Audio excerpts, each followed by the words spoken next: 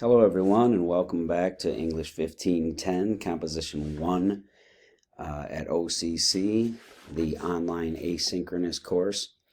This is going to be an individualized custom overview for week 6 for this class alone.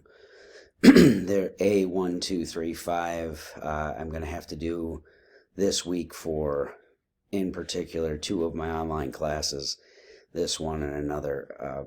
Students, I have posted a bit of an announcement here on the 20th. All students at this time continue with final submissions of memoir. So I saw that most of you did put your final draft of your memoir in. If there are issues to address, I'll mark those and allow time for a rewrite on those. That has always been the standard practice on those, and I will make sure that once I have the final drafts graded and posted for students, every student gets at least 2 weeks for that rewrite. So if you're looking in the upcoming events and you see memoir rewrite here on the 26th, that will probably hold unless something comes up and I have to push it back, but I will just push it to the 28th or 30th, whatever has to be done to make sure that every student gets at least the 2 weeks for the review, the rewrite period. But the problem here is I finished up with summary outlines and rough drafts and then had to pull some down as I'm going back through on files and finding drafting stage, both in things that are posted in discussion board not being complete, but submissions put into the drop boxes showing up as anywhere from 40 to 100% generative AI. Now, the lower number, there can be some things that obviously we can discuss in that regard, but once we get 30, 40, 50%, we have not seen cases where it's not being done through generative AI, where these things, the excuses that students are trying to present, and we're well aware of the approaches of changing certain things and trying to run them through different programs. I will go back to a prior statement that I made earlier in the term. If students in this class doing things like that would just do the work, you'd be further ahead. I think you're doing more work to have the generative AI and then do all these slippery weasel things to try and get around the detection software and then us on screening.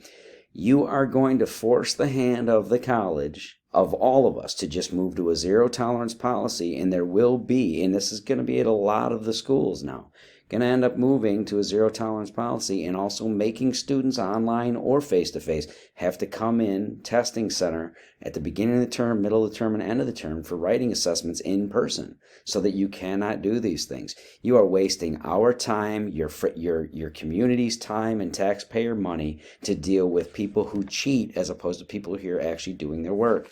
So, due to the abundance of academic honesty violations in online courses, including this one, memoir, summary, and outline rough drafts are being subjected to an additional review process. That's still going to take me a few days for at least some of yours. If that review determines that no violations exist, I will then post the grades for the memoir, summary, outlines, and the rough drafts.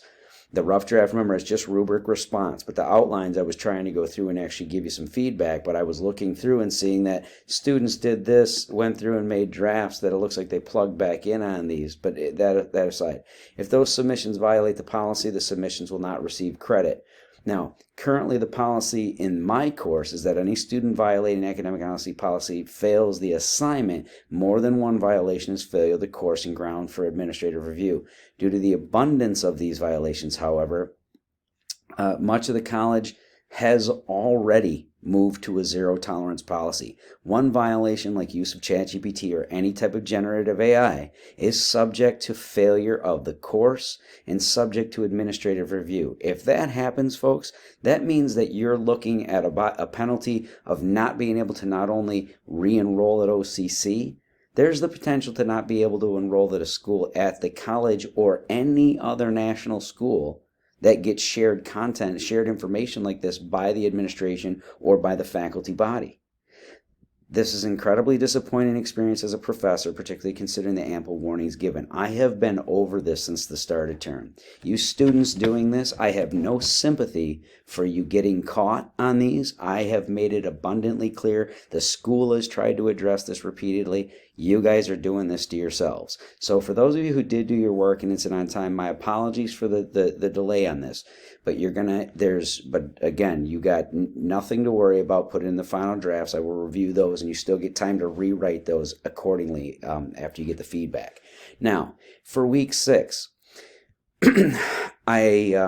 we're going into rhetorical analysis on summary outline. I want to note for some students, this did open up yesterday, Sunday night, 11:30 p.m.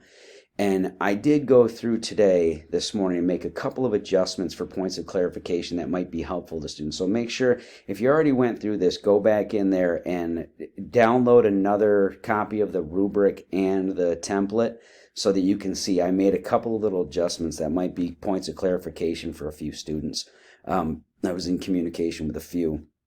Down here in the course schedule for the week, last week you had the final draft, right, due this Sunday that just passed. And now this week we're talking about rhetorical analysis summary outline. Make sure that you guys do these readings out of your book so you understand the rhetorical analysis concepts and what we're talking about with rhetorical devices. Don't make the mistake of just trying to go online and look for it, because what you will find is a discrepancy there between talking about rhetorical devices and rhetorical concepts. And the stuff online that students end up trying to use, it always confuses you, and my assignments are laid out in a specific way for a specific reason. I'm looking for one versus the other and in the proper order. So remember, and on here talking about review week 5 readings, if you go back and look at those in your edition and you look at the content that you're working with this week, you'll see why I'm telling you to review those and then go into these chapters. Okay, we're starting in here. We're getting into our reading that's going to take us also into our research, which is coming up next week with the rhetorical analysis. Now, for the discussion board items, memoir discussion boards, they still went pretty well in this class, but I did have 5 or 6 students that just did not participate at all, and a couple of students who posted their drafts and never looked over and went over another classmates to give any type of feedback on a classmate. So remember, when this comes up in week 7, the discussion board will open. You are going to have to post your draft by a certain date, and then make sure that by the following week you have reviewed a classmate so that they have some type of peer feedback on those before we get into me evaluating any final draft stages. Okay, so remember that. In the summary outline on these, especially on memoir, I was very lenient on those because they're your individual stories. So most students got pretty good grades on the summary outline for memoir as long as they met the components and wrote things in full sentences, and I could see the development of the story and make it work. With rhetorical analysis, it's very strict and very specific, so make sure that you guys are following along with these. The summary and outlines on these ones, I will be very strict about what's there and where it goes and how it's stated, because I give you ample examples, overview, everything else on this. So I'm going to pause this. I'm going to switch this to a student view so that I make sure that you guys are seeing apples to apples here. And so now it's on a screen for a student view. You got your rhetorical analysis summary outline due at the end of this week. I have diagnostic rewrites by the 31st. I don't think there was anybody who got theirs back any later that would warrant any extension on that period. If I missed something on there, let me know. But as far as I can recall, on this class in particular, diagnostic rewrites were back with plenty of time to have a 2-week window on this, at least in terms of a 14-day 2-week window. Just note, guys, the dates coming up here. Now we're going to have some stuff that starts overlapping at the end of the term with some additional readings that here in the schedule, you see the TBAs on this. There are going to be some articles that end up getting posted here that are either research reports themselves or things about those topics. You also are going to have videos that come up in the next few weeks, so make sure you're on the lookout for those. In week 6 right now, you're just doing the summary outline, so it should be a pretty straightforward week. In the Dropbox here, there is a video that, just like with memoir, covers the basics on here. There's a little bit of wording difference, and I also included the link for YouTube. The one thing that I want to make sure everyone sticks to on this, give me an ad that's from YouTube. I can't deal with all these other platforms that you guys play around on. This one remains the most consistent and accessible. So it is, you're just looking for an advertisement, some type of a commercial that people will at least recognize something of it. I don't want things very obscure, certainly not, offensive. This isn't anything that we're going through to take any type of a stance. We're just analyzing rhetoric, essentially looking at marketing techniques and looking at the rhetorical devices that are used by the marketers to make their argument for the ad, right? So read through the content here. I not only have this laid out in this overview video and in the components that are down here below, I have additional content here with the rubric for the paper and the summary outline. Those are reviewed in that overview video at the top. Excuse me for the noise. I can't control anything outside the window here. But I also, if you read from here all the way down to the bottom here on this, before the warnings, the assignment breakdown stuff aside, I give you a detailed overview of the components that will end up in your intro and in your body framing. So if you pick an ad and you download your rubric so that you're looking at the instructions, it's very clear on here. Goal assignment is for you to select a YouTube commercial that interests you, and you're going to be explaining these things, telling your reader what the rhetorical devices were used by the advertisers to appeal to their intended audience.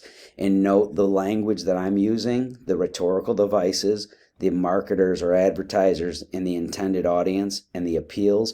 Those are things that you guys should be referring to, and if you've done the reading and you read the assignment overviews, you'll have no trouble understanding it. Now, this is the rubric for that piece. Excuse me, I don't know why this is not grabbing. There we go. And then the summary outline template, just like with Memoir, you're downloading this and you're filling this one in. Remove all examples before filling the outline in and write in full sentences in each category. The first thing you're going to do is give me the title of your ad right here. I use Always Like a Girl as the example in that Dropbox, so that's why that's still listed there. You delete that out of there and put yours. Yours should be in quotation marks here because it is an ad, and it is something that is the title of an ad. Now here, give the YouTube link. I have an example here from the link from that Always ad. You're going to take this out and you're going to find your commercial on YouTube, and you're going to take the link and just post it on your outline for me, summary outline here, so that I can get directly to it. You can leave it as a hyperlink. That's fine. That actually makes it easier for me to just click on it. And then down here, you're going to write a short summary about what the ad is and what the intention behind it was. Just a short 200 word. I'm not being too, strict with that. I just want to make sure that we get enough description there. If you're 180, 190, I'm not going to take a bunch of points away. But if I look in here and there's 100 words of basic description, I don't have enough to go on showing that you understood what the analysis would be or what the intention was behind the ad. That could be problematic. Now down here under number 4, the outline. Remember, write in full sentences, fill in each category below, and then detailed outline about the rhetorical devices employed in the commercial. Each student must have at least 3 rhetorical devices to become topics of body paragraphs. You can have more. I don't recommend it, but most of the ads you'll find that there are 3 or 4 primary devices. Most of them are usually imagery, music, and voiceover narration, or imagery, music, and then celebrity representative or spokesperson or something along those lines. So there are example statements written in here that cover the general, specific, your topic and thesis sections of this. You're going to delete any examples that I have here, so everything following the colon on each one of these, and then put in your own. Same thing down here after the topic sentence example. You're going to delete all this and put your own. Down here, you don't need to keep this labeling because I don't know if you're going to have major or minor supports for each one, or if you're just going to list 6 majors throughout, which would be, in case of imagery, you'd list the first image was this, the second image was that, the third image was this. I do want at least some explanation of what the intended appeal was for the intended audience in here, so I can see that you understand what a rhetorical device is and what the intended appeal is of those things. Okay? This is the work for this week, folks. I look forward to seeing it. I hope that everyone, those of you really doing the work, I hope that everything's going smoothly on those and the reading's coming along. Okay? Remember, again, communications take place here. And I will be in touch over the next week.